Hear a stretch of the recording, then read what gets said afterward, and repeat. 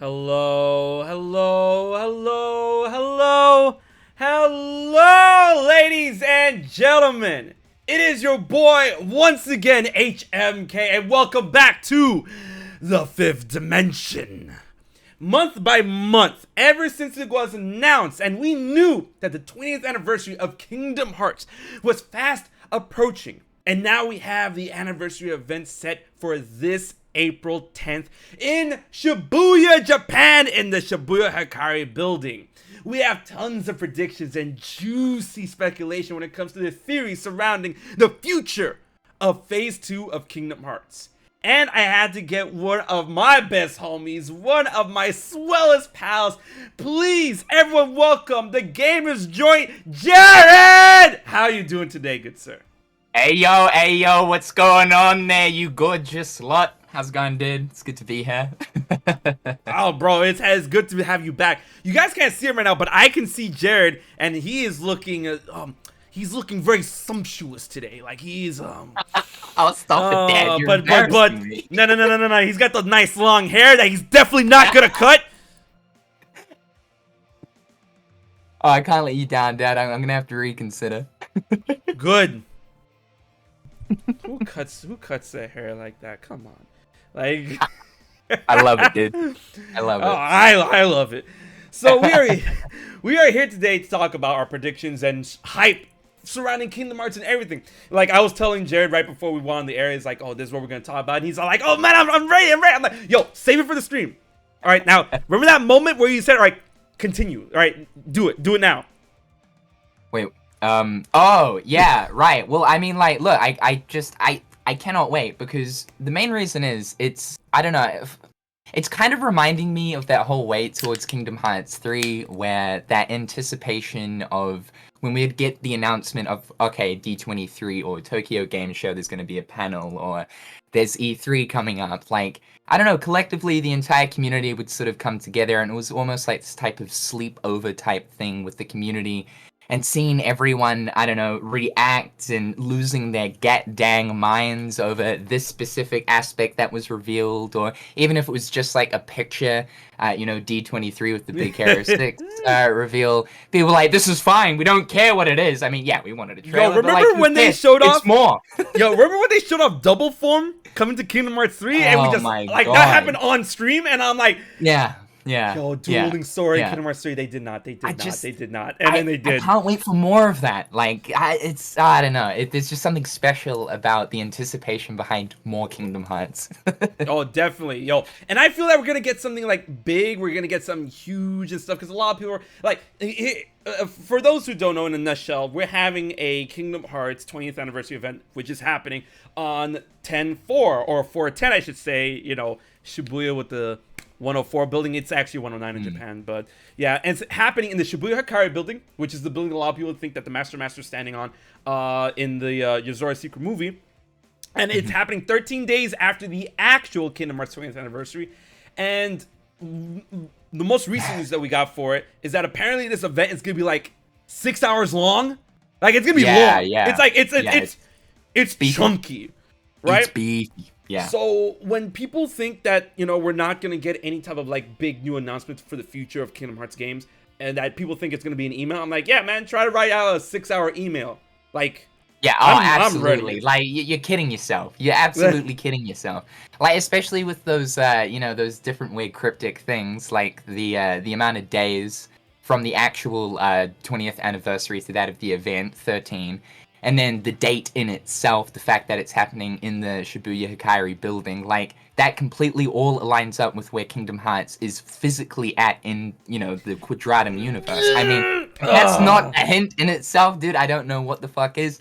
6 hours too. I mean, god dang. It seems like this stage performance thing is probably like 2 to 3 or something like that, because I think for some time the exhibitors can sort of walk around, the attendees, they can walk around and look at these cool different memorial images and open up these cupboards with cool things in them. But the cubbies. It's beefy. There's gonna be something that happens. Hold on to your nipples. I'm so ready, bro. Like, I'm just like, the hype is like flowing through my veins right now. It's just like, I'm ready to see what because I feel if and when they're gonna announce a game or 2 or 3 that we're gonna like it's not gonna be like Kingdom Hearts 3 now in development. Remember the first trailer we got for that in like E3 2013? Yeah. Like with how long the event is, I feel like we're actually gonna get like a gameplay snippet trailer of the next Kingdom Hearts title, whether it be Kingdom Hearts 4, Verum Rex, a Quadrantum game, whatever it is, we're gonna see some sort of like trailer that gives us an extended look at the gameplay.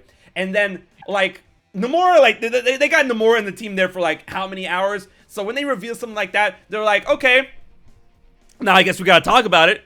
Right? Yeah. And then Jared, how spicy would it be if like they showed off like either a Yozora game or the next Kingdom Hearts game that focuses possibly on Sora, Yozora, Riku, all that good jazz, and Nomura like we finally got him where we want him. Is like, oh, you know, as you can see here, Yozora is playable. So I guess we should start talking about Yozora as a character and how he relates to Sora. And finally gives us that. Like he's been giving us the runaround for the longest. Like every time I see Nomura doing like press tour or press release, like anything for like Final Fantasy 7 Remake or Final Fantasy 7 The First Soldier or anything like that. I'm like, yo, just grab this man and ask him about Yozora, please. Like someone, anyone, please. Like I need to know.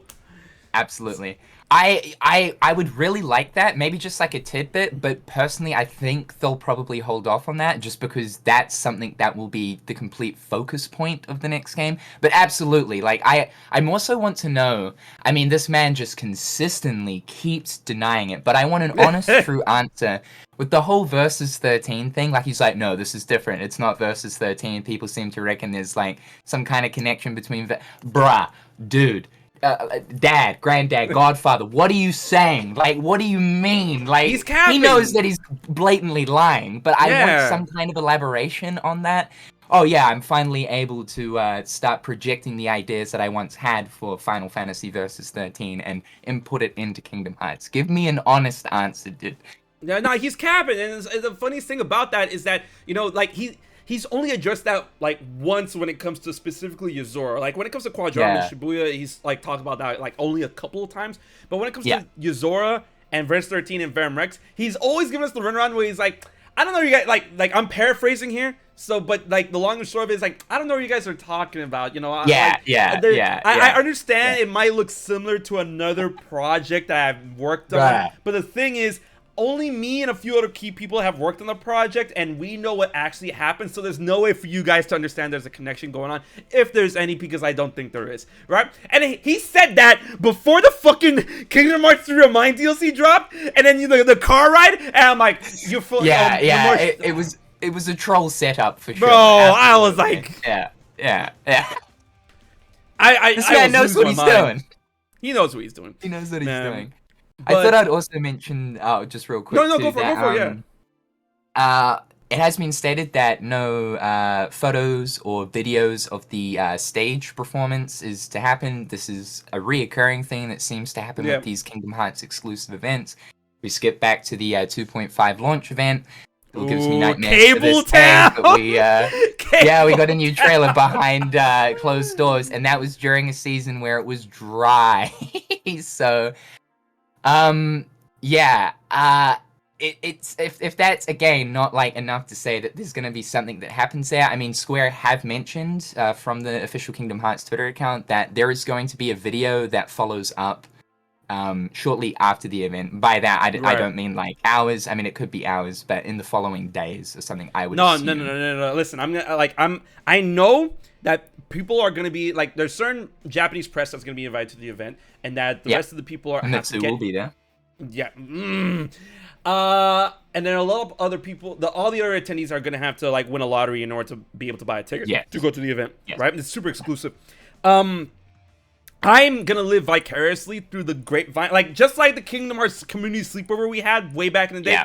I'm going to live directly vicariously through the grapevine of like juicy news droplet where like someone I believe in, and I believe that, and I believe in Audrey, that I hope she's able to make it. Like, I believe in you. You got this. All right, Audrey, if you're watching, I believe in you. You can do it. You'll go. Right? She has been like the golden goose throughout all of these different situations. So absolutely, fingers crossed. either Audrey or Aibo. I believe in both y'all. And then I like when yeah. And then when they're tweeting out their stuff, I'm gonna be like on their Twitter feed like this. I'm like, yeah. So like that's the thing. So like on the actual day of the event, just for the people that are unaware, like there's no live stream or anything like that. We do have like the time bracket, but there's no live stream or anything. The event won't be getting live streamed. right. So the only thing that we have to rely on is the hope that one of the attendees will be live tweeting whatever ends up happening. The fact, though, that the way that you get into this event is via a lottery system means that it's not guaranteed that, like, there will be someone there that will be live tweeting. But it's like, what, 150, 180 people, I think, going. Yeah. It's going to be at least a few out of that lot that will live tweet the information. Exactly. Or at least give us information.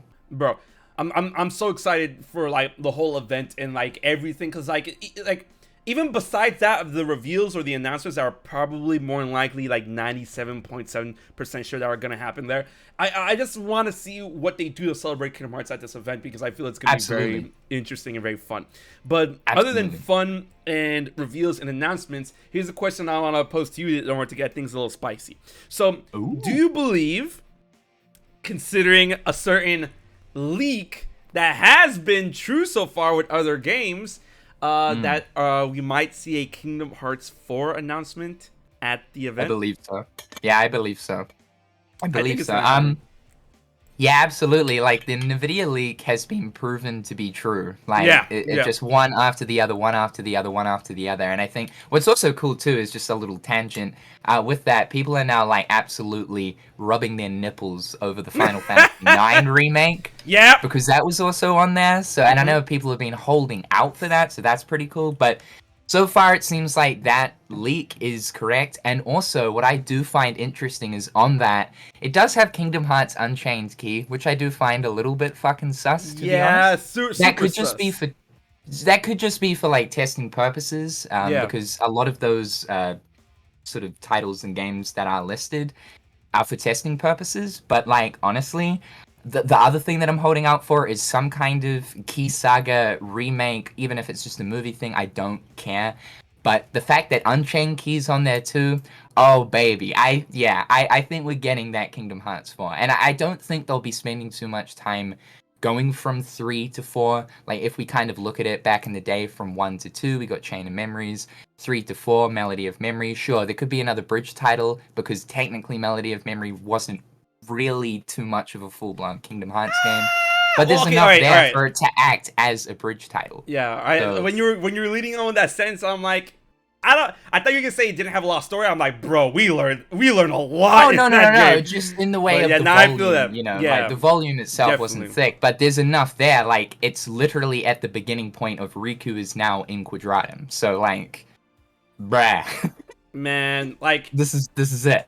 I'm so excited. Like, the future of Kingdom Hearts, specifically with 4 and Quadratum and Shibuya and Shinjuku and all that good jazz, it has me, like, super wired to see how they're gonna adapt and how they're gonna push Kingdom Hearts forward. Because, you know, that's the beautiful thing about, like, Phase 2, and then, like, people are talking about, like, oh, it's gonna be years until we get Kingdom Hearts 4. I'm like, not really, no.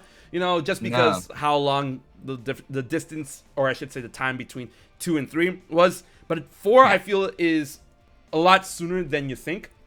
And not only that, we're dealing with such a breath of fresh air in terms of, you know, where Kingdom Hearts can go. In terms of, you know, adapting whatever leftover themes and concepts from Versus 13. The fact that we're in a whole new world, the other side of reality and stuff. I just really want to see how Kingdom Hearts adapts this. And how long we're going to stay in Quadratum. Because I don't want to leave. I don't want Kingdom Hearts 4 to happen and we leave. No. I want the whole saga to remain there, to be honest. Yeah. I really do. Like, even, like, I think for the mainline titles, you know, like, okay, let's say we get another 3. So, like, each saga consists of 3 numbered titles. So 4, 5, and 6, Quadratum. But then the in-between titles could be, you know, going back to the Kingdom Hearts universe and everything that's happening with Roxas and Ventus and all that kind of thing. And then likely we'll get some kind of, like, origin type thing, maybe to do with, like, you know, Union Cross, a Ventus game or something, or Master of Masters stuff, but I think for the main numbered titles, hopefully we do remain in Quadratum, and that it's not just Sora saved by the end of Kingdom Hearts 4, and we're like, Please, back, God, you know no. what I mean? Like, nah. Yeah. I want them stuck there, and I want them there for a while. But I definitely get what you're saying, because, I mean, like, over in our side of Kingdom Hearts, like, they're the side of reality and unreality. There's still a lot of stuff they could do in reality that can help in relation to unreality. Yeah. With Riku and Sora being there so far. And, of course, Absolutely. Kairi did hint at Melody and Memory, like, after finishing with training with Aqua, that she's gonna follow suit after Riku and Sora, and then she could make her way to Quadram. But then the people that are on this side, we have a lot of juicy, avenues to explore in terms of them assisting the people in unreality, with Mickey already going to Scarlet Kylam, and a lot of people keep forgetting about Subject X. Yes. I feel Subject X is Scold, and then we might get a Scold, Lee, and Isa game. Yeah, and absolutely. We could still That's their get a girl. game. That's their girl. That's their girl. And but then their trio. That's their girl. Exactly, their trio, the Celestial Trio. Yeah. Sun, Moon, Star, right? And what else? The true trio, because everyone's like, oh, Terra, Aqua, and Ventus. I'm like, no. Terra, go away. Aqua's gonna be busy training Kairi, and Ventus is gonna be part of his real trio, which is gonna be Ventus, Laurium, and Arena. And they're gonna have their own game, trying to figure out how they could possibly like find or restore Strelitzia. And then those focal points can all converge over at Scarlet Come to learn the truth of the Masters and the Lost Masters that could possibly help them, help Sora, Riku, and Kairi possibly at that point in Quadratum. And then Yozora is probably gonna be in that mess along with Luke Sword or whatever. You got this down on pat. You're gonna be making I have a fucking bullet point list, and a lot of people keep forgetting that Maleficent and Pete are still in the wind, and I'm like, yeah, absolutely. Like, what are they doing, right? Bro. Dude, and that's it. That the avenues are like ridiculous. I think, although it kind of seems like the next game will be like specifically Quadratum related, Kingdom Hearts 4, Verum Rex type thing. I mean, this saga can go in 11,000 different directions. The possibilities now are absolutely endless. Like, yeah, the Mickey stuff. We could get a full-blown Mickey game now that Disney actually has trust and faith and knows how much of a success Kingdom Hearts actually is. We could get that now. We could actually be in the boots of Mickey Mouse. I mean, there's just so many possibilities, and I think that's the most exciting thing about this saga is we're kind of in this field of unknown, and especially with Quadratum, they could, like, fully change up, I guess, the rules of, like, how the game actually works. I'm meaning specifically, like, gameplay mechanic-wise. Oh, yeah. Because it is, it's unreality, so, like, I think anything at this point could essentially float. Meaning, of course, too, I think that the idea behind, because it's going to be interesting to see how the Disney World properties work. I've got a concept for you, my dude. I'm gonna let you finish. Yeah, you were saying the Persona type. Oh no! All right, we're doing this now. We're doing this now. All right, so we're doing this now. Uses all right. the abilities. So check it out. Yo, if you guys ever play Persona, specifically Persona 5 Strikers and stuff, I've had an idea. It's like, oh, if we're going to be focusing on Quadratum and then, like, we're not going to be going to Disney Worlds with Sora or Yozora in the game, how are we going to tackle Disney properties in the game without going overboard with, the fact that we're in Quadratum?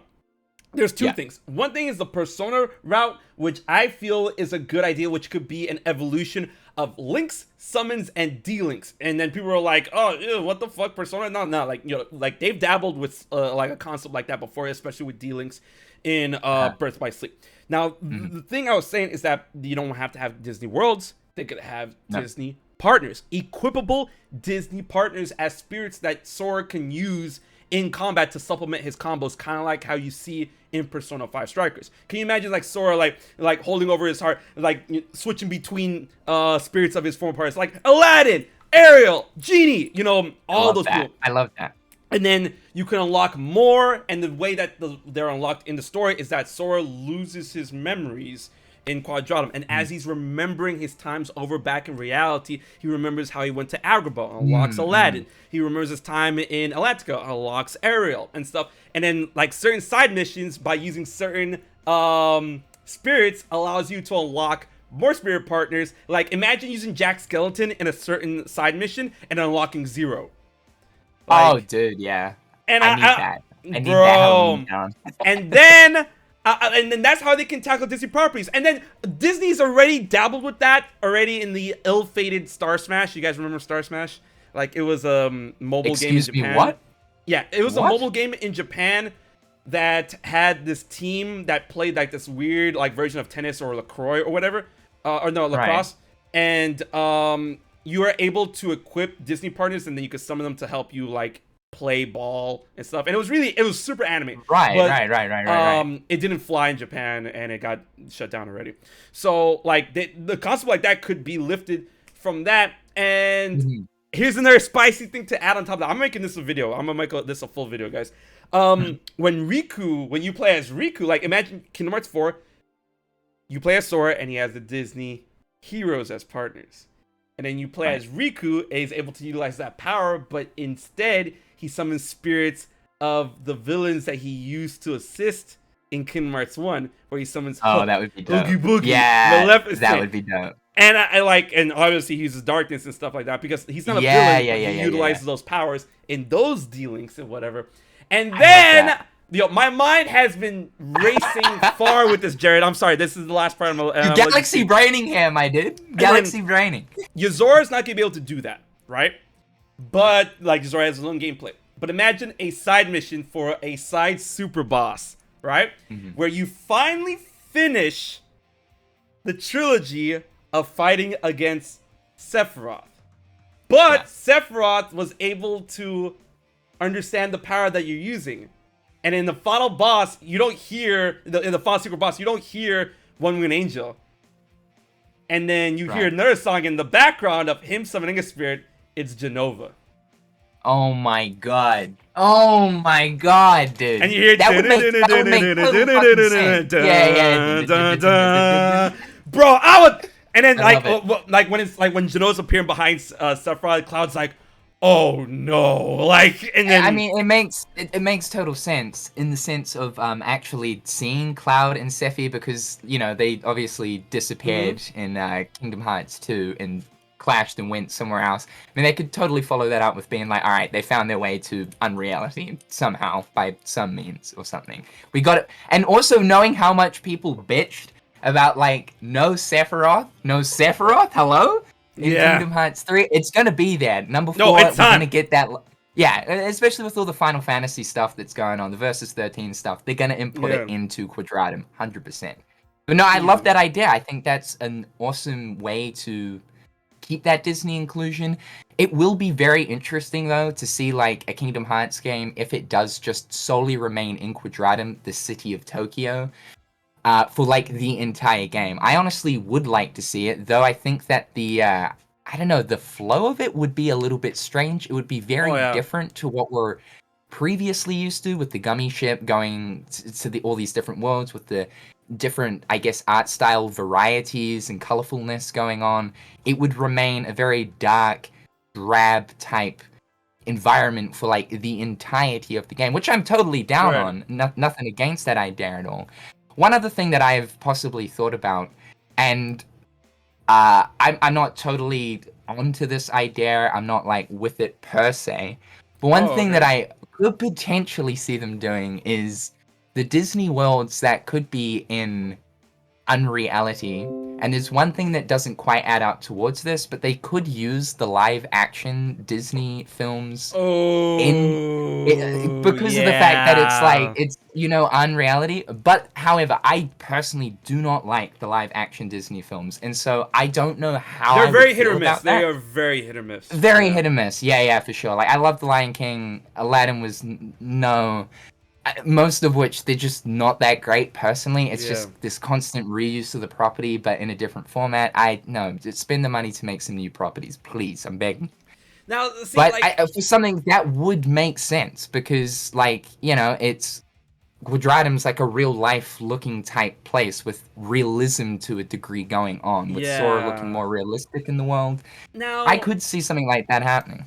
if they do that, but choose properties that I feel a lot of people did enjoy, I feel they'll be in the same, because I had this one thought in my head that kind of hyped me up. I'm like, okay, listen, I'll get kind of hyped for that. Where I was like replaying the first Spider-Man No Way Home trailer in my head, but like Kingdom Hearts versions, like like the multiverse thing. And you know when Doctor Octopus is like comes out, it's like hello Peter. I was just replaying that in my head. I'm like, bro, what if they do that for like Kingdom Hearts and Quadratum, where you see someone fucking up like the city, and it's sort of like, who's that? And you see a bunch of tentacles come out, and it's Ursula, but instead of anime Ursula, it's Queen Latifah. Yeah, and I'm like, she's got no idea I would lose my mind. And I'm like, okay, that's dope. I would love that. And the only thing that kind of contradicts this a little bit would be Pirates of the Caribbean.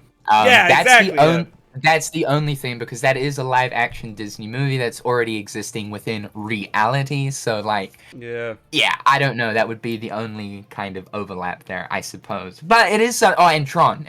Yeah, I guess Tron. I forget. I haven't seen like the old Tron, but yeah, the new Tron. Yeah, for sure. But yeah, I mean, I could totally see that. Dude, what is it? For the Toy Story version, we could get Buzz Lightyear Space Ranger or whatever. Oh my god. Patrick Warburton, what? That chin, though. Yeah, exactly. But yeah, the possibilities, man, are endless. I was thinking that, they probably won't do this, but I'm also thinking about another way they can incorporate Disney and Quadratum is like, and it's kind of like a fucked up meta way to say it, is that in unreality, we do have Disney worlds, but they're the worlds of films that didn't do so well, and that's why they're unreality, because they're fiction, like Black Cauldron. We need Oswald. Quadratum's Mickey Mouse has got to be Oswald, dude. That actually. Don't do that. I'm getting hyped. So like Oswald, what do you call him?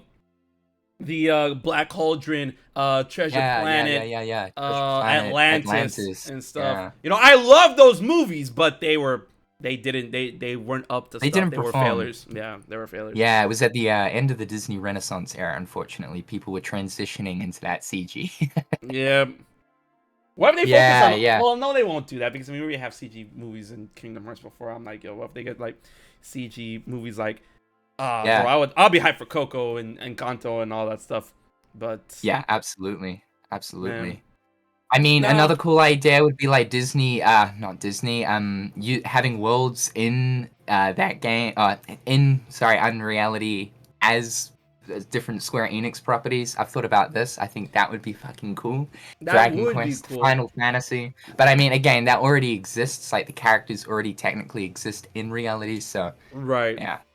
But the thing is, like, I feel Square Enix is very particular on the properties that they use in Kingdom Hearts, especially when Nomura's had a hand in it.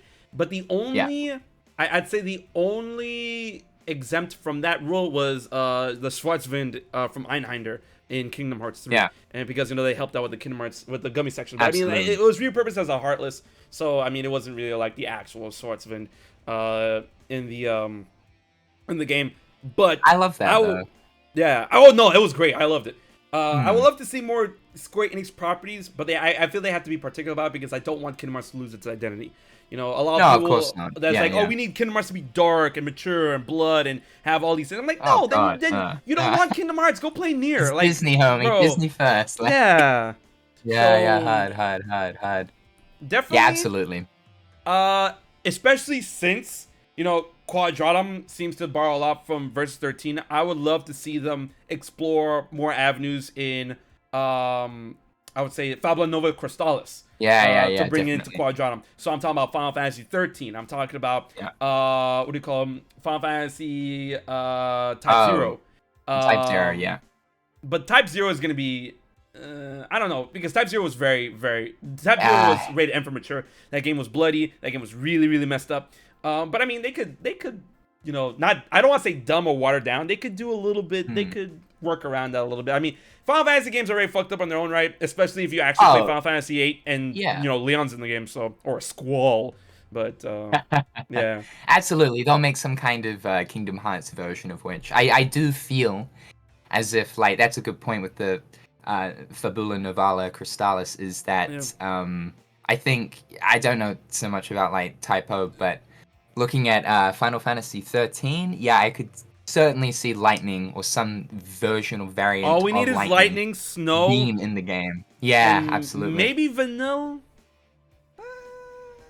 No, I think I mean, the group in itself would be kind of cool, but really, I think they only need one representation, which would probably be Lightning. But to see the entire group would be dope. I mean, I don't know. I think there's just going to be a lot more Final Fantasy going on. You know, you see, like, Yozora's zipper is a chocobo. The chocobo charm.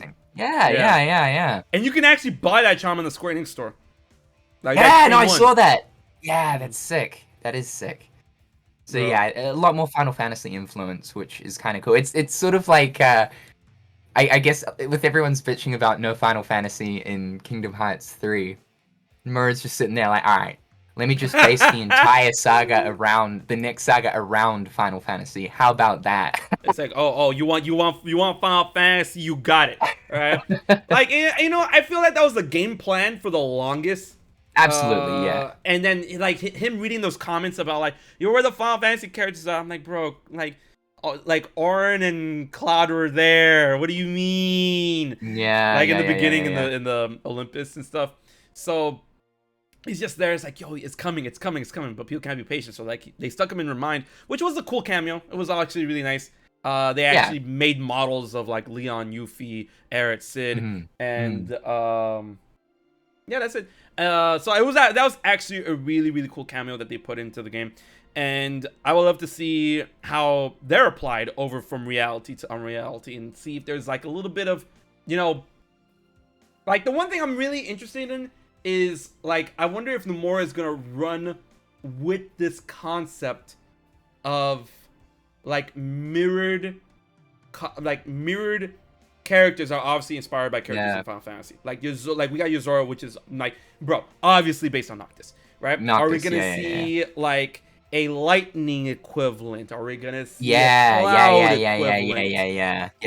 Exactly. Different takes on pre-existing characters. Yeah. That would, absolutely. I think though, like, what's your whole idea on Yozora's true identity? Because I know everyone throws around like, oh, it's Noctis. He's gonna end up looking like Noctis. It'll be Noctis. But like, what's your? I'd like to know your kind of take on that because of the whole mirrored things. Yeah. And that there's a lot of similarities. Like, but you know, you look at specifically Yozora to that of Riku. Like, it's just uncanny. It's really uncanny. As much as he does look like, you know, Noctis. He more so, like, to me, looks like a fusion of Noctis, Riku, especially the clothes that he's wearing as well. Uncanny to me. I think there's some weird thing there. And especially with, like, his clothes with, like, I don't know, the skull and, like, keyblades with that Sora's haircut as well. On the skull, what's you don't understand. Going on that piece of clothing alone on his shoulder keeps me up at night. I'm like, oh, absolutely. Dude, I got an entire hoodie designed around that shit. It's like, I need to know more about that. Like, I feel like that's one of two things. One, that's a signal that's like a never forget the doom that Sora once brought. I feel that's either that or that's mourning Sora, or like, oh, this is to remember Sora. And then he's like, whoa, you're Sora? Like, you can't be Sora. Sora's dead, right? Yeah. It's like, oh, wait, you're not dead yet. Are you sure you're Sora? Don't worry, I'll save you. And then turn into a crystal. But my whole deal with Yozora is like, I've got two ideas on it. One is like, oh, an actual lore idea, and two is a meta idea. And the lore idea I had, and I feel like this is an avenue that a lot of people really didn't explore yet, is that Yozora, as we see him, we see, like, and there's a whole thing about Kingdom Hearts you have to understand. This goes to the whole conversation that we had at the end of Kingdom Hearts 2 between Roxas and Naminé. It's like, I think I understand now. I see myself the way you remember me, and you see yourself the way I remember you, right? So I really think that even though the Nameless Star and Yozora both say like, oh, he's changed beyond recognition, it's like, this isn't what I really look like, I feel Sora specifically sees Yozora, that's actually what he looks like. He doesn't look like anything else. Sora sees him for who he is. I feel other people see him differently. But Differently, Yozora thinks that Sora sees him differently. It's like, yo, how'd you recognize me? I don't look like this, right? And Sora's like, are you sure? Like, because I'm pretty sure I see you for who you are. Right. That idea stems from the idea that sure, Yozora may have had his heart replaced by another, but then where did Yozora's original heart go? And I feel, and like you have to hold on for this, I feel that Yozora's true heart was actually retained in the wild card the whole time, right? That in order, like, I feel Yozora had to do what he did in order to change his appearance in order to be undercover on something. Like, it relates to the problem that they're having in Verum Rex, right? Yes. He had to release his heart in order to take on a different appearance in order for people not to recognize him as Yozora. But Luxord being in his corner, his butler or whatever, he put his heart into the card and it's like, hey, listen, hold on to this.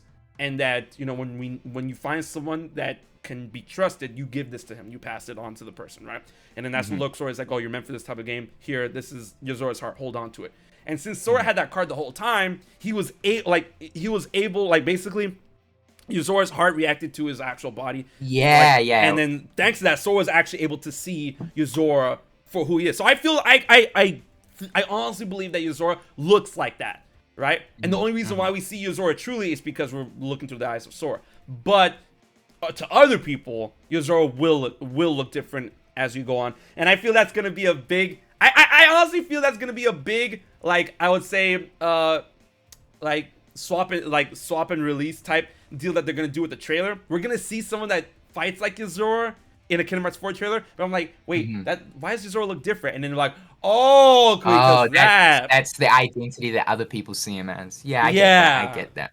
So the only thing that makes me think otherwise towards that is I think it is a very real condition, but like his eye color being that of red and blue, I think means personally something. Although it is a very real, I forget the name of it. Hydrochromedia. So you could just have that for sure. There's no doubt. You know, lady from Devil May Cry, but I don't know. I personally think that that's some kind of relation to, and then also like with the clothes and stuff, like if he has been changed beyond recognition, like who's done that? He was told to save Sora. Who's told him this?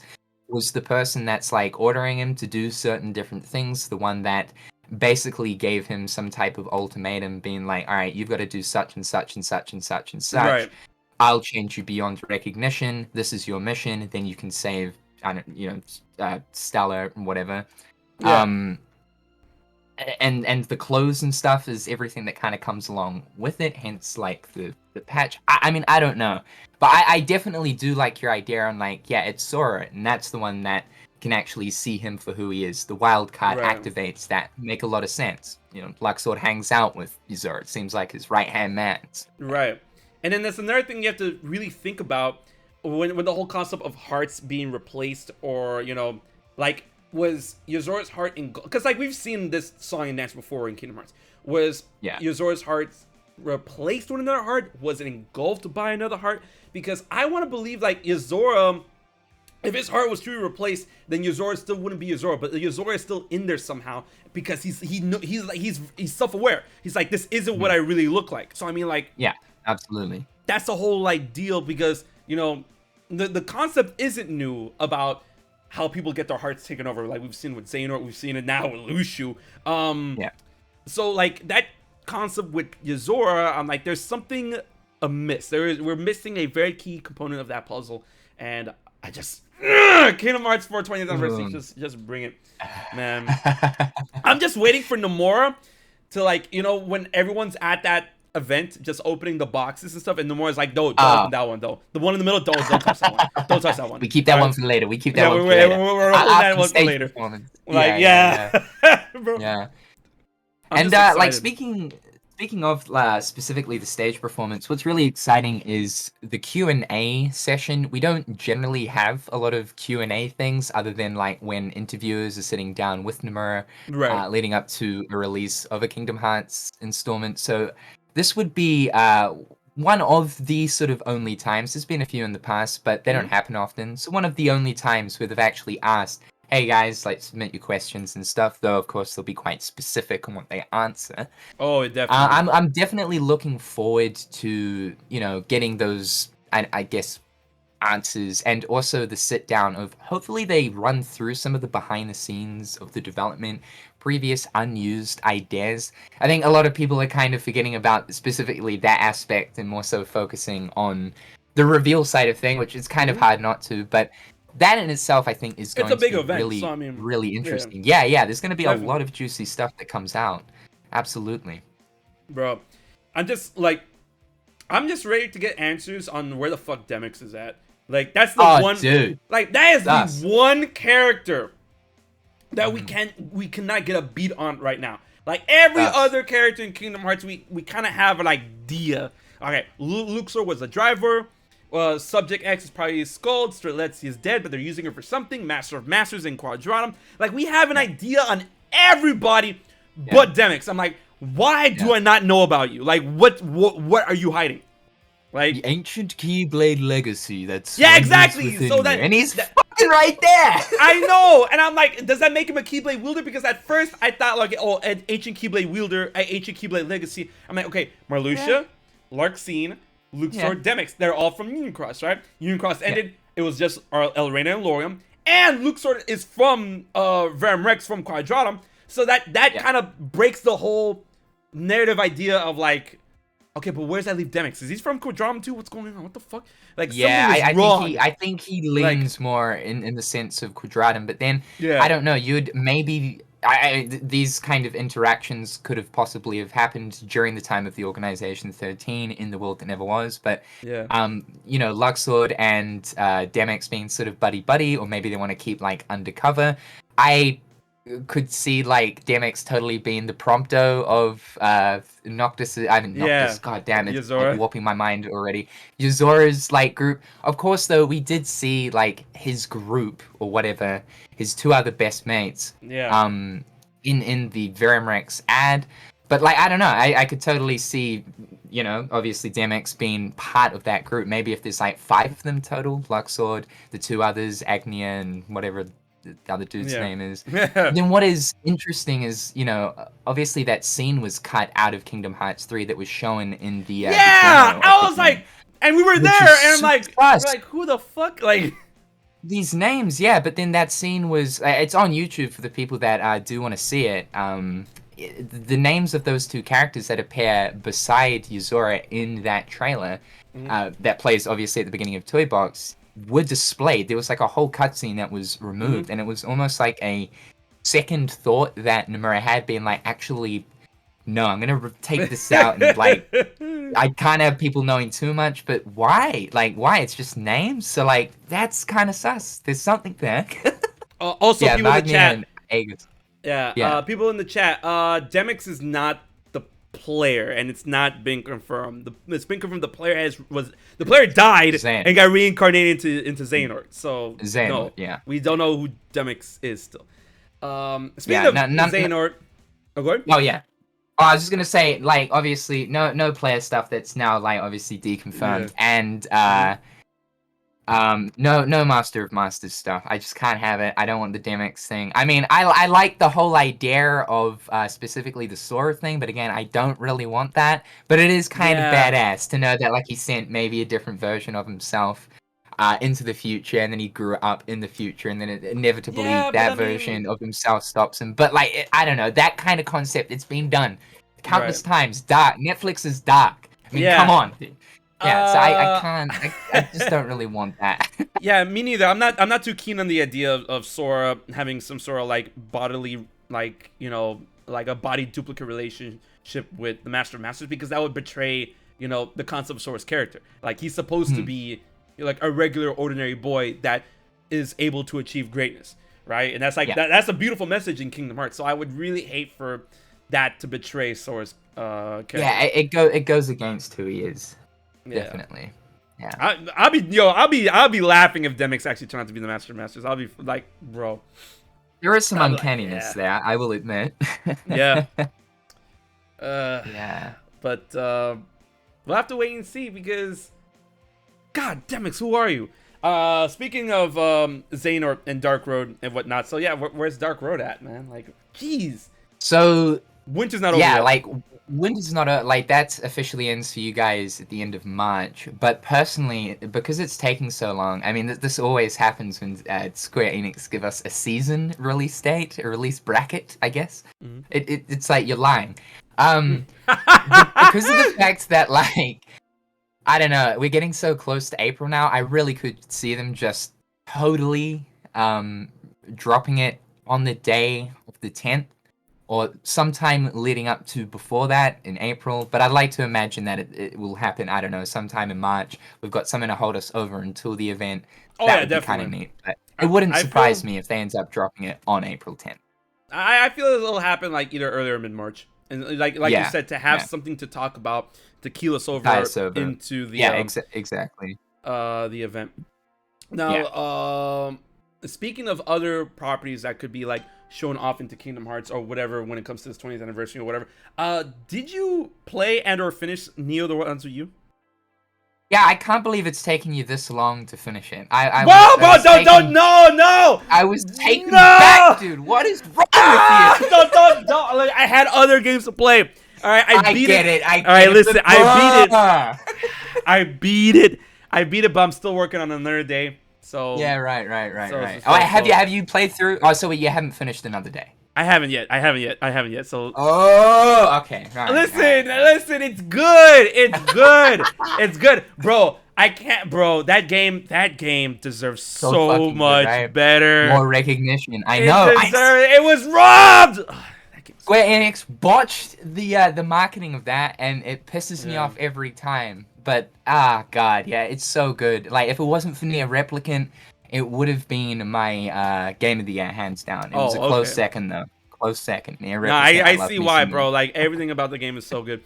But yeah, like speaking on Neo: The World Ends With You, I definitely see. Okay, so we're gonna be talking a little bit about Neo: The World Ends With You spoilers. A little bit.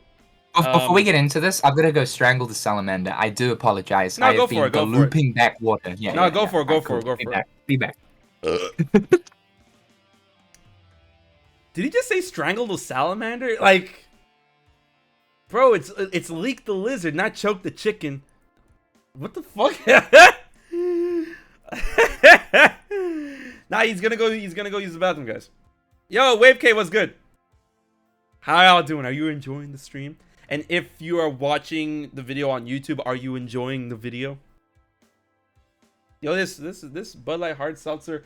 It's Bud Light Seltzer Hard Cola. Hard cherry cola. No sugar, one carb, and 100 calories.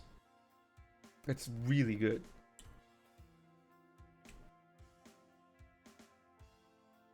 Oh my god.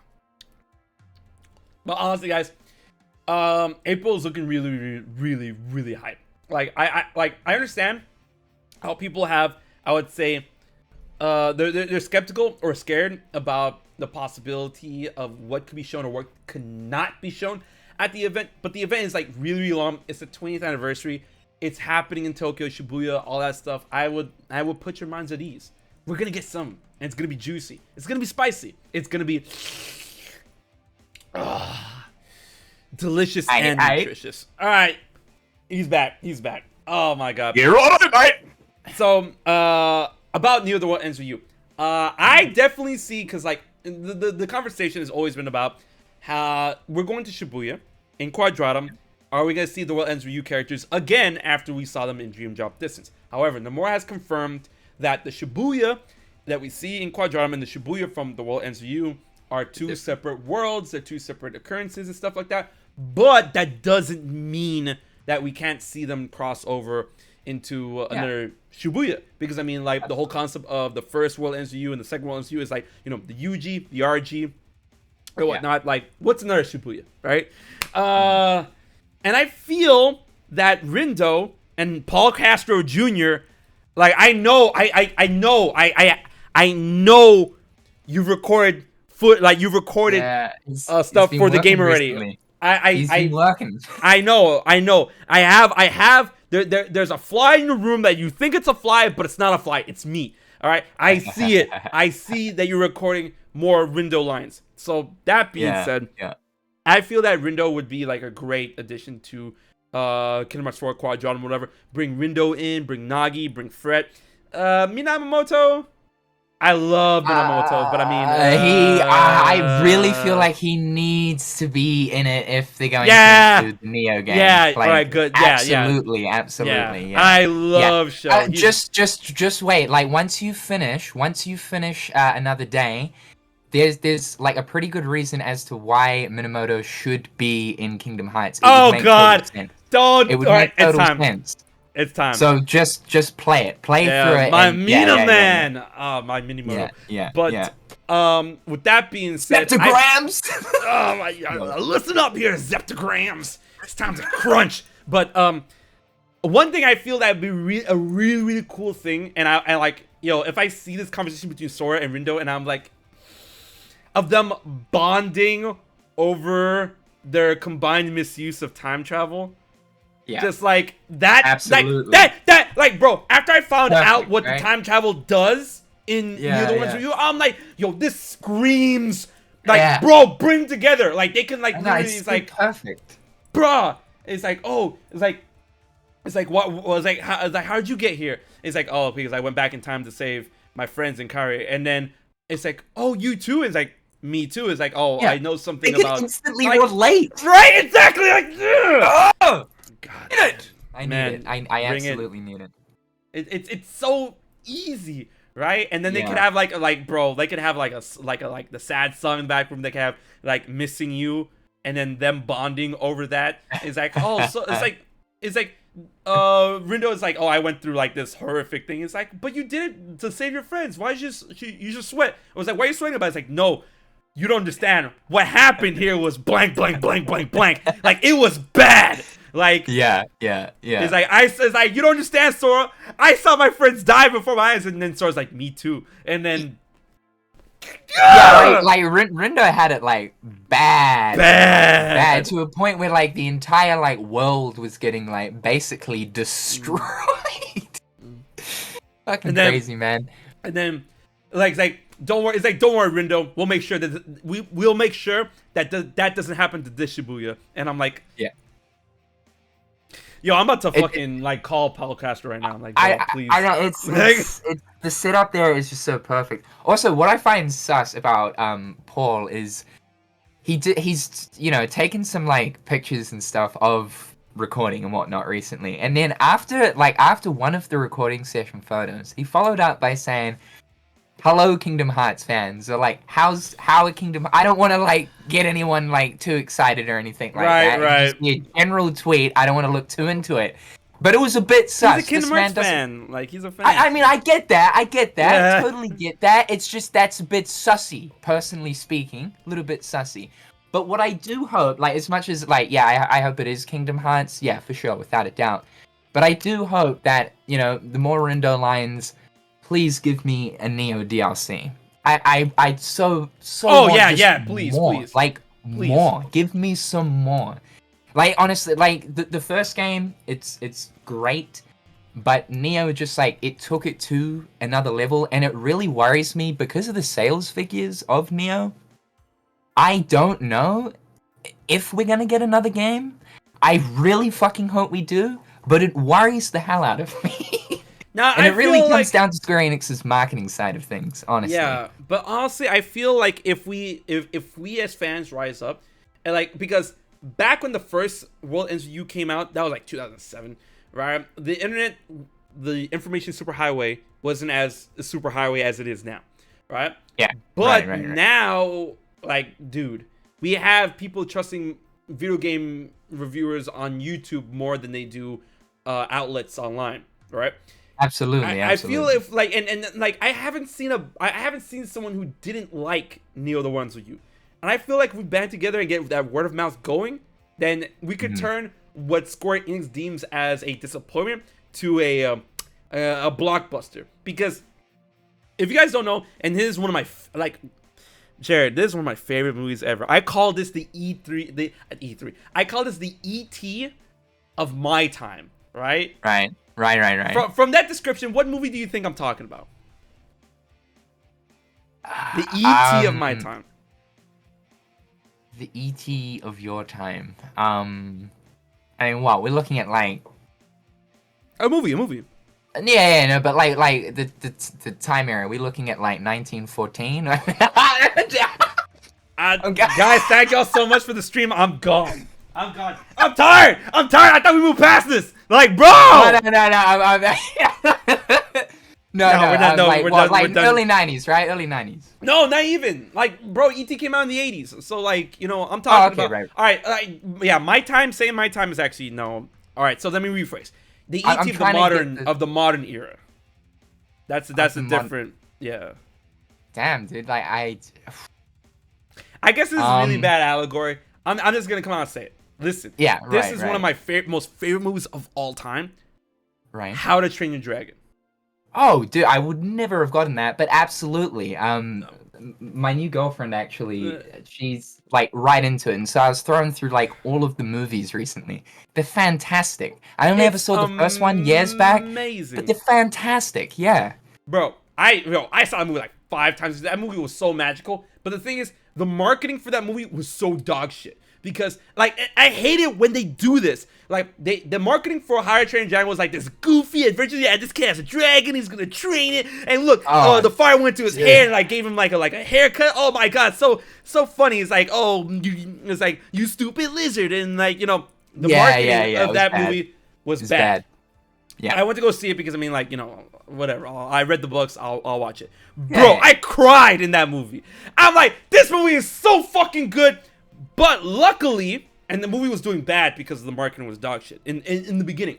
But luckily, the word of mouth, Jared, the word of mouth for How to Train Your Dragon was so fucking insane. Good. Yeah. That it like in the opening week and the second week, it was like number 10, and then it was not even on the top 10 list, right? After 2 weeks, the word of mouth shot it to number 1. And people and then film analysts are like, dude, what the fuck? I've never seen shit like this. I almost never see anything like this, right? Mm-hmm. And the movie became a stupid success afterward, thanks to people saying like, yo, this movie is fucking dope. You need to go see this movie. So I feel like you're talking about the first one, right? The first one. Yeah, right. So I feel we can do that with the other ones with you. So yeah. I personally, I never knew that about How to Train. I saw the first one in theaters only because, like, I mean, I was young at the time and like more DreamWorks. Me, like, excited. But I actually never knew that about the series. Like, as it stands nowadays, it's super popular. So I'd love. Oh yeah, now it's one of the biggest franchises for DreamWorks. Next to Shrek. Hell yeah, dude. That third one though, is oh my god, man. I don't cry over many movies, and the first 2 they can kind of hit, but that third one is oh my god. The third one was really good. Yeah, the ending hurt. That shit hurt. But the first one's still my favorite. The first one's still absolutely. But yeah, no, I'd love to see the same with TWEWY. I mean, you know, there's a lot of insinuation. At the end, I won't get into it too much because I know you're still yet to play another day, but there's a lot of insinuation that, like, there's possible continuation there. So, like, I need to see it. Also, like, can I say how bumping, like, they took the soundtrack to the next level. Oh my god, that soundtrack is so good. That soundtrack is too good. Survivor is so, like, that's one of my favorite video game tracks of all time. That should be played at every single fucking rave. It's so good. My anthem is Breaking Free, bro. I'm like, dude. Breaking Free is good. Yo, the fact that game got snubbed in a bunch of like music awards and like the video game awards and stuff like that. I'm like, bro, are you guys insane? Like, what? It's hard. Like, it's so hard. I'm conflicted because like I'm a massive Nier fan. I fucking love Nier. And, like, Replicant got Best Music for last year, and so, like, I'm like, damn, these are, like, my love child, children right here, like, fighting over it. I mean, admittedly, though, as much as Replicant was my game of the year of last year, I have to say, in the music department, even though Nier's music is so top tier as well, yeah, Neo took the cake there, and it was done dirty. It was done dirty. But it was hard, man. It was hard. 2 fantastic soundtracks. That's shit's insane. And then So like that's one other Square. People constantly talk about Square Enix properties that they want to be explored in Kingdom Hearts 4, Quadron, or whatever. And I feel like the Wetlands View and Neo is begging for it. And you can't really say no to that because they did it before a Dream Drop Distance. So it's like it's not out of the realm of possibility. And I would love to see it. Yeah, exactly. Now in Shibuya. Yeah. And then like Sora's it's like where am I? It's like, oh, you're in Shibuya. And it's like, is Neko here? Like, bro, please God, I want him to say that.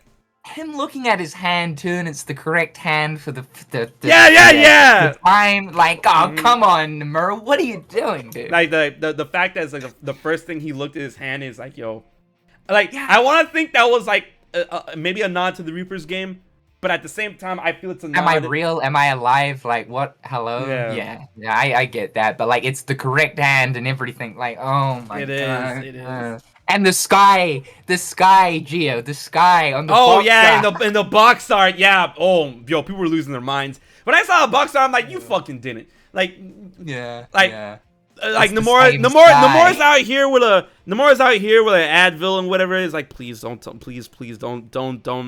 compare these two. I'm like, what? You're the one who probably approved this box art. These seeds. Like, why are you doing that? You can't be doing that.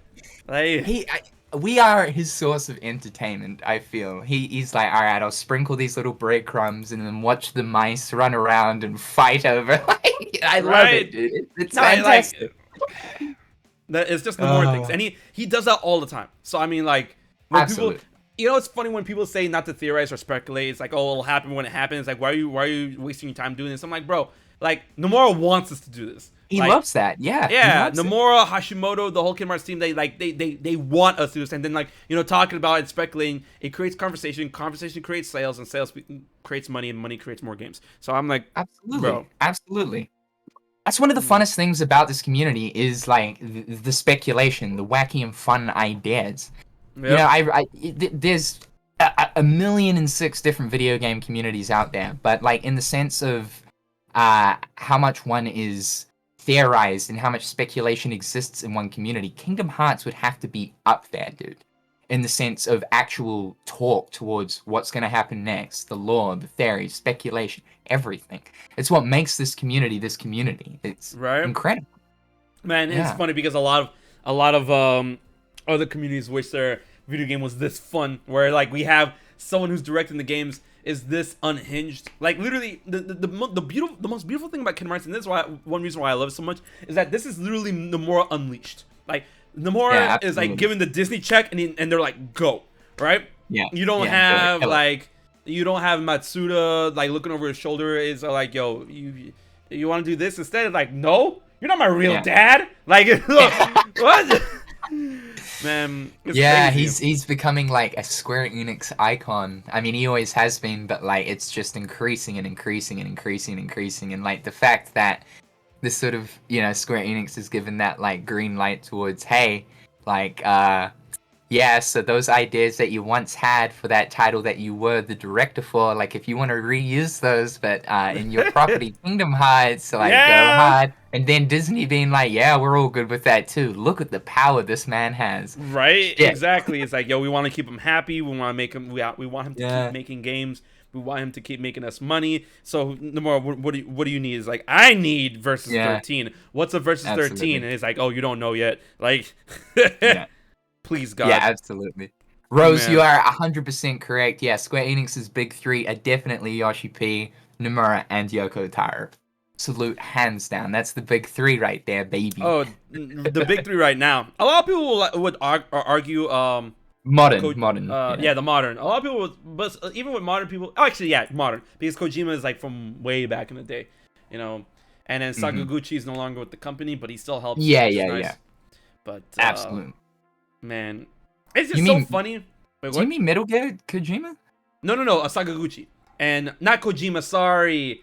I was thinking, not Kojima, the original writer for Final Fantasy VII. Who was the one who wrote Final Fantasy VII Remake as well. I am brain farting. Nojima. Nojima. Yeah. His first name starts with a K, so that's why, Oh, absolutely. Like, that bleeds together, yeah. Yeah. See, Kazushige Nojima. See, like his first name starts with a K, so it bleeds together, bro. I swear, my mind is all like, yo, man, it's fried. Oh, I do that kind of nonsense all the time. I literally. This is bad, but like I said, I don't know. I said the UK instead of Europe the other day. I get those two like absolutely muddled and mixed up. So don't even worry about it, dude. Nah, man, like. That's just my geography skills failing me right there. Now, like the way my brain is wired, sometimes I see a name and I read it differently. I'm like, You're and thinking I'm like, quick. exactly. I like, and then obviously I don't like. I have not been diagnosed, so I don't even want to like say that I like. Oh, it might be dyslexia. It's not dyslexia because dyslexia. Nah, bro, people who have dyslexia have it a lot worse. So like. Yeah, it's just me thinking too fast. I'm like, I see letters. I'm like, all right, let me put them together as fast as I can. And then that's just me being dumb, right? You got that giga brain. Nah, it's like more like gigabyte, more like gigabit. What am I even saying? So, back to Kingdom Hearts. It's just such an exciting time to be a Kingdom Hearts fan, especially given that we're going off the rails of Kingdom Hearts 3, Kingdom Hearts 3 Remind, which I feel like it's crazy considering that Kingdom Hearts 3 is like more than 3 years old already. And I'm like, that's wild. Right? Like, that and game how came much out time yesterday. did we spend dribbling over it? Yeah. Leading up to release? God, it felt like a lifetime, really.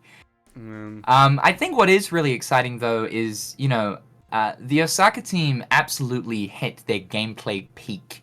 I feel with Kingdom Hearts gameplay truly with Remind when we saw the new combo modifiers, the new boss fights, and so what gets me really excited, the lore and all that. Yeah, totally, for sure. I want to know where the story is going, but to see like what new mechanics and like how this next game is laid out, because of the fact that they've now got that foundation down, they've had experience with the Unreal Engine 4.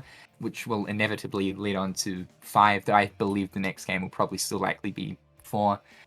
I think, like, this next game, like, gameplay-wise, man, is going to be something else. And, again, like we were talking about in the last time we were kind of banded together, the set pieces in Remind are just ridiculous. Like, the Mickey Mouse segment, the Guardians thing. I just cannot wait to see what kind of absolute mind-boggling stylistic set pieces, just the madness that will ensue out of the gameplay that will come with the next Kingdom Hearts game. It's going to be ridiculous, I feel. Bro, absolutely ridiculous. I'm just waiting to see, like, because the Yozora mod came out not too long ago. If you want, guys, check it out. If you have it on PC, Project Noctflugel, it's super, super, super fun. I just want to see how Yozora plays. If like, and what am I saying? When we get to play him, right? Absolutely. We're gonna play this, man. And I just want to see the insane stuff that he's gonna be doing, and I want to see like if like Sora will get kind of those flavors from Yozora, because I mean he's in Quadratum in an era that seems to be utilizing Magi technology, right? Yeah. It's like will Sora be a friend to Yozora, and then Yozora will bestow upon him some Magi tech in order to supplement his combos or whatever, or like put a latch on the Keyblade and like it's a increased power Keyblade. Imagine like absolutely. Yozora gives him like a Magi technology like installation for his Keyblade, and then the Kingdom Key actually turns into the Yozora Keyblade that we see in the fight, and then Sora uses that. Yes, dude. Yes. Yeah, that'll be super neat. I like the whole idea of Yozora, how he can like steal people's powers, like being able to steal enemies' powers, and like all that just completely changes up like the different move sets and whatnot. The possibilities, bro, endless. I'm so ready, because I mean like we've seen what Yozora's capable of in the mock-up trailer for Verum Rex and in the gameplay when he's beating her ass in the secret episode. Just like all of that, I want that in my hands and like adapt it and more and just like go nuts with that. And like, can you imagine if we actually had flavors from Final Fantasy VII Remake in a Verum Rex Yozora game in which we control Yozora, but then we're also able to swap to Magia and Aegis? And I'm like, this needs to happen. I'm surprised this hasn't happened with Kingdom Hearts, honestly. Like, I know it's meant to revolve primarily around Sora. I mean more so for like maybe a side title or something. Yeah. But I do feel like, you know, now that it's getting into that Final Fantasy realm of things, absolutely. Like, absolutely. Hell yeah, dude. Man. I'd love to see it. It's just, there's so much stuff to go over when it comes to, like, where we can fall in terms of story, gameplay, lore, all that good jazz when it comes to Kingdom Hearts 4, and possibly even beyond. But, you said earlier in the stream that we possibly could get another, you know, bridge game before that, 4, and I'll be good with that. I feel that Melody and Memory and Remind in itself, and even Dark Road, like, I feel since, like, with Phase 2, as we've seen in the special trailer, Phase 2 began with Remind and continued with Dark Road and Melody and Memory, and I feel like, you know, we have 3, like, they're not, like, Remind is a DLC, and Dark Road is a mobile game, and Melody and Memory is like, oh, if you don't count it not as a full experience, it is a Kingdom Hearts game. And I feel we have, like, those 3 offerings, along with the finale of Union Cross, that gives us a good idea to dive right into Kingdom Hearts 4 with Quadranum, Verum Rex, all that good jazz. Especially since, you know, the Master of Masters, like, name-dropped that world at the end of Union Cross in, like, a very big way. Do you feel that if we get Kingdom Hearts 4, revealed at the 20th anniversary event, possibly alongside that of a Verum Rex game, would you be good with that? Like, a Kingdom Hearts Verum Rex, or Verum Rex Kingdom Hearts, however they want to put it, Stranger in Paradise, and then that leads into Kingdom Hearts 4. How would you feel about that? Yeah, absolutely. So, like, yeah, a title for potentially this year I could see happening, which would maybe not be Kingdom Hearts 4, but, like, yeah, that type of Stranger in Paradise, sorry, type origin thing for Yozora would be really cool, leading up to then the events of Kingdom Hearts 3 Remind. That would be super dope. And then looking at maybe 2023 Kingdom Hearts 4 or 24 Kingdom Hearts 4. Personally, I think that would be kind of good, because in a sense, unless Kingdom Hearts 4 is going to touch on this, and depending on, like, how much of Yozora we're going to see in that first slice of Quadranum, I feel like we need a bit of backstory going on towards Yozora, and so, like, his own installment kind of makes more sense in that regard, rather than having this big split thing of, like, I don't know, again, I've mentioned this a lot, but, like, Last of Us Part 2, half the game Sora, and then half the game Yozora. I kind of like that idea, but then you're trying to cram a lot into it, and it feels like a segmented experience. Yeah. Like, in that sense, so absolutely, I love that idea of, like, a Verum Rex origin type thing this year that focuses just on his reality and him, and then Kingdom Hearts for a year or 2 after. That would be really, really interesting. And then, you know, I would definitely be down for a game like that, you know, as any way you would look at it, even with, I would say, Union Cross and Dark Road a little bit, you already have the big underlying presence that Sora is, like, the main focus, even with Birth by Sleep, 358 Days, Coded, all that good jazz. So it'll be really interesting to go from the mystery of Yozora into learning more about his character, but then, like, for us, Sora is still in the wind. And if we're going to be dealing with a Yozora game that could possibly lead into him meeting Sora, like, you know, that's the backstory, and now we're up to speed, and that leads into Kingdom Hearts 4, that'll be a really interesting perspective and a really cool breath of fresh air. But I don't know how well like Disney and Square will be able to market something like that to... that's the thing. It's still got to have Disney in it. Like, I just personally don't think Disney, like, as much as they do have trust and faith in Square at the moment, I don't think they're going to let a Kingdom Hearts game slide that has literally no Disney going on. Right. I mean, the closest we ever got to that was the Kingdom Hearts Key back cover movie. That's the closest we ever gotten to a game. Yeah, but see, that's packaged in with, like, Disney stuff. See, so, like, I just don't know. I mean, maybe, like, again, they've got a lot of faith in Square nowadays, and that much is apparent. It's still technically a Disney property, even without even having Disney in it, like Disney characters and Disney worlds. Like, it is Disney. It's anime Disney, basically. You know what I'm saying? So, like, it doesn't really need overly too much, but then again, it would feel a bit awkward and strange because it's part of Kingdom Hearts' DNA. To a degree. I mean, I wouldn't mind, but it would feel a little bit awkward. Right. No, I'm all for it, but but the business side in me is thinking about that whole like side of the coin. I'm like, look, I would love a game that caters to that I'm really into, but I have to think about like from a developmental business investor type standpoint. I'm like, will they allow something like that? Because I don't think they don't want the idea of Yozora being a main focus within the Kingdom Hearts game, as long as, you know, he's sharing the spotlight with Sora. Mm-hmm. So that's the one thing that really gets me worried about the potential of a Kingdom Hearts Verum Rex title, specifically just on Yozora. I would love it. Love the idea, absolutely. Love the idea. But will they do it? It's kind of hard. Yeah. The other thing I could potentially see happening this year would be the Unchained key thing, key something, key this, and then and then but it needs to happen, bro. Like before this whole phase 2 thing, like the next saga, should I say, not so much phase 2 because we're already in phase 2, but the next saga happens, like I don't know, like you just cannot rely on the fact that people are going to pay attention to a mobile phone game. Like it's really only the hardcore fans that are caring at this point.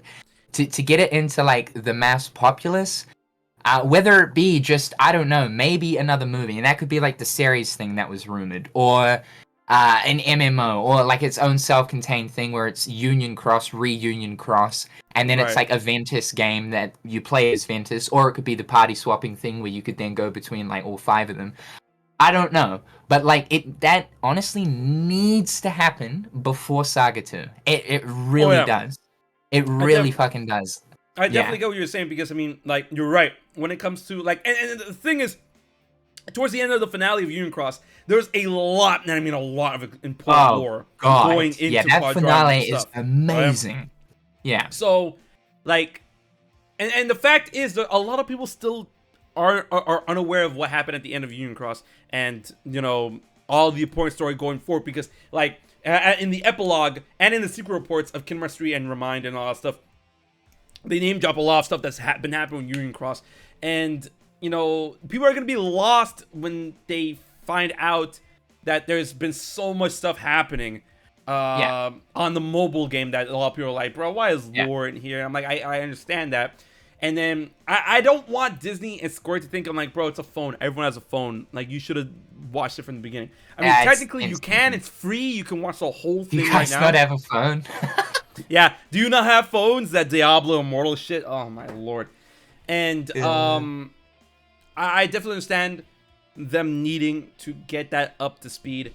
And then this is the one thing that I like, the final thought of the stream is that I'm scared, but at the same time I'm not scared at the idea or possibility of them possibly doing like another package before 4, like a 3.5 that could oh god that dude. Can have you reckon wait for it, like Kingdom Hearts 3, a Reunion Cross movie, and then like an actual Verum Rex 0.2 thing. You know, honestly speaking, I mean, I'm done with these decimal points. I'm fucking done with it. I know, like, me too. Honestly, that package idea right there makes a hell of a lot of sense. It really does. But like, I'm done with these decimal points, dude. Like, I only hope that for like this next saga, get out of here with these equations, Nomura. I goddamn swear to it, dude. But I honestly could see it. It scares the hell out of me, but I could see it. Maybe they'll find a way to like make it. I don't know. Maybe they don't have to call it 3.5, because 3.5 I feel sounds really obnoxious. Maybe they can actually name it Kingdom Hearts 3 Final Mix. If that will, like, you know, a lot of people like, where's Final Mix? Well, where's Final Mix? I'm like, bro, Remind is Final Mix. But then they could actually just say like, nah, just kidding. This is Final Mix. And then they release it on PS4, PS5, or what have you. I think Xbox. From a marketing point of view, like when you start adding in those, like, because like, you know, for the people that aren't really into Kingdom Hearts, they're gonna see that as like, okay, it's just an extended edition. I don't really need to like pay attention to it, and then it's like a Verum Rex type thing in there, and it's like, bro, you're missing out. You got to play it. I don't know. If they just had it like Verum Rex, that's going to sell instantly way more copies, right? So for them to do the decimal point thing, but again, I mean, I totally could see it. I want, actually, a physical of Kingdom Hearts 3 with Remind in it, where it's like Kingdom Hearts 3 Final Mix or something. It just seems awkward to have 1 and 2 Final Mix. Where's 3? Remind? I mean, you're breaking the tradition here, homie. What's with that? The tradition died with 3 because it went from Reconnect to Oath to Return. No, but it's gone. It's gone. Final Mix is over. But honestly, I'm thinking about even the possibility of having like the Verum Rex game, like imagine the Verum Rex game actually incorporates like a very big chunk of the Union Cross story of like what you need to know throughout the game. Yeah. Like they do like some sort of like, you know, research on the computer, and it's like, oh, it was told that during this time, blah blah blah blah blah. Or like as you're playing, imagine if as you're playing Yozora, the Master of Masters is watching the whole time, and in certain segments he actually like explains what happens in Union Cross to get you up to speed while you're doing a Yozora game. To get you ready for that 4. Commentary would be beautiful, dude. The most entertaining of which, I mean, Ray Chase would just kill it. I know, man, honestly, I feel that's the best way to kill 2 birds with 1 stone. Like the Verum Rex game will like fucking explain all the stuff you need to know for Union Cross, and at the same time will have you understand Yozora's character and area a lot more, and then get you ready for Kingdom Hearts 4. Yeah, because, like, you know, stuff to do with Quadratum was happening during the same time as Union Cross, with the mentioning of the Master of Masters, and, like, it seems like that's where he disappeared to, you know, a place where, darkness cannot reach, which is interesting. Wave K brought up a really good point. What if Mickey's Journey to Scala as a game, you know, and it's going to be a Mickey game, like Mickey's right there. What if Mickey's Journey to Scala explains Union Cross first? Yeah, definitely. I'm just really scared. That Mickey's game, like, oh, if Mickey's like, oh, you'll find out more answers in Scala ad Kylum. Like, Jared, I'm so scared that's going to be a mobile game. I'm so scared. Oh, God, yeah. I mean, Square Enix love their mobile games, so it's like, it's a total possibility. I want a Mickey game too, and like I feel like that would sell like hotcakes as well. Like now that people know Mickey is a bona fide badass in like Kingdom Hearts, to see him like on the front cover with like that Nomura artwork holding the Keyblade like behind him, with like a pissed off expression with Scarlet like in the background, this amazing art. Oh my god, that would just just Mickey, like you see a silhouette from behind, just Mickey, Donald, and Goofy just walking towards Scala. That would be neat. Like kind of like imagine the box art for Devil May Cry 5 where you see like Nero, Dante, and V just walking towards something, and it's Mickey, Donald, and Goofy just walking. I love it. Oh, that's it, dude. That's it. Absolutely. Epic Mickey 3, man. Let's make it happen. Epic Mickey, that'd be fun. Yo, it'd be crazy if like Mickey finds Oswald in Scala, because I feel like Scala is like, what do you call it? Abandoned. And imagine he finds Oswald there. But then, and then like he's like, wait, he's like, wait, who are you? And then Oswald's running away from him, and he's about to corner. He's like, I just want to talk. And then Oswald just dips into Quadratum. And then Goofy's like, what the fuck? Yeah. Ah, dude. Can you imagine that? Goofy's like, yo, did you see that? And I was like, yo, where'd he go? What the heck? Now, please, all right, see right there. That would be the best thing. But like, how many ideas have we like potentially touched upon right here? That really just goes to show like the potential of where this is heading. We just don't know. There's so much possibility right here. It's just insane. Man, I'm just ready for those possibilities, and it's gonna happen hopefully soon. Like soon. I mean, why am I saying sooner or later? We know when the event's happening. It's April 10th, and I'm telling you right now, like Jared, everybody, we're gonna stay up.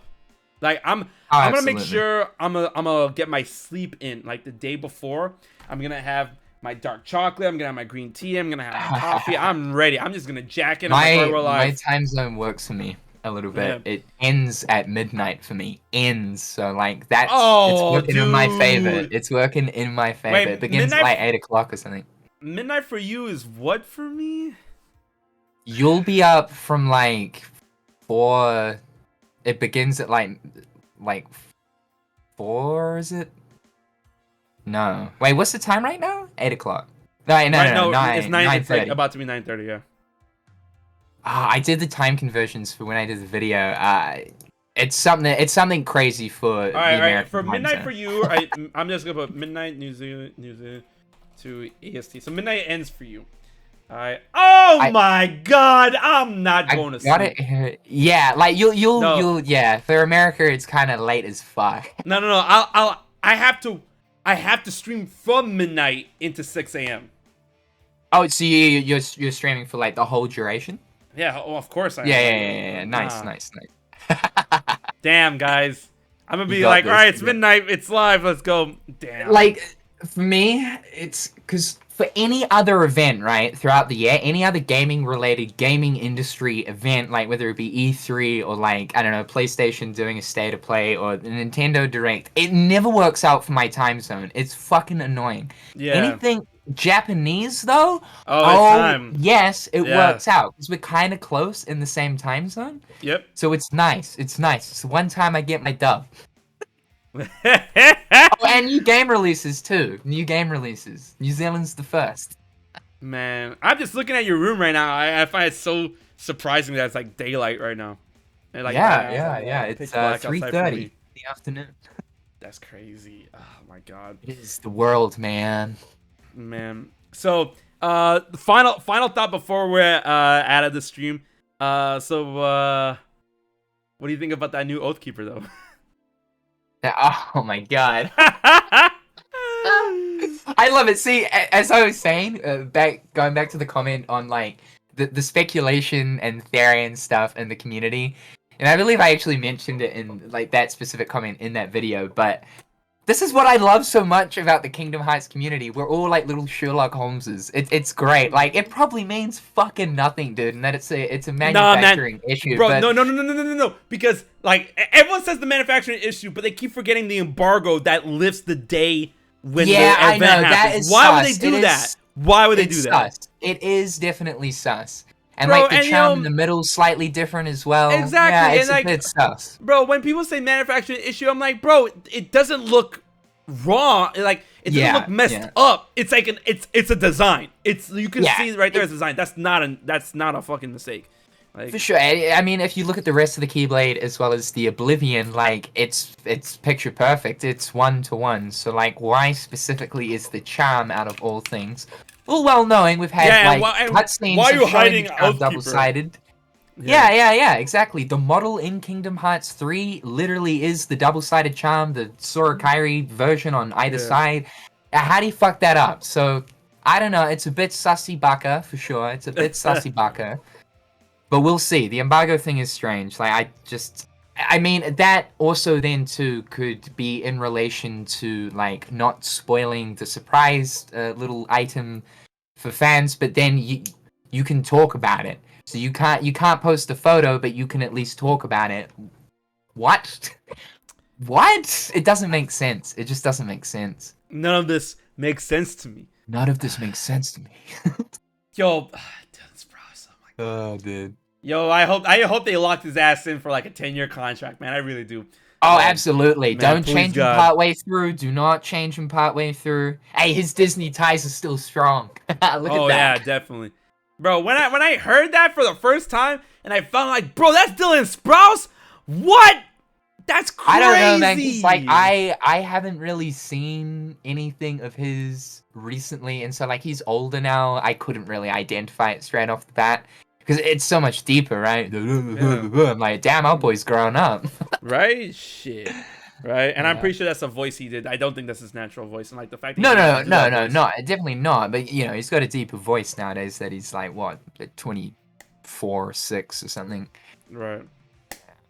Oh, my God. But, yeah, that's going to be it for today's stream, guys. I know the last time me and Jay were together, we streamed for like 5 hours. But, you know, we all got work to do, and then I am very hungry, so I gotta go get some food. Gotta eat. Whatever. Oh yeah, I gotta eat. But I hope you guys enjoyed the stream, and we're gonna have another Kingdom Hearts 20th anniversary hype stream next month because we're doing month to month. Last month we had everyone but Jared.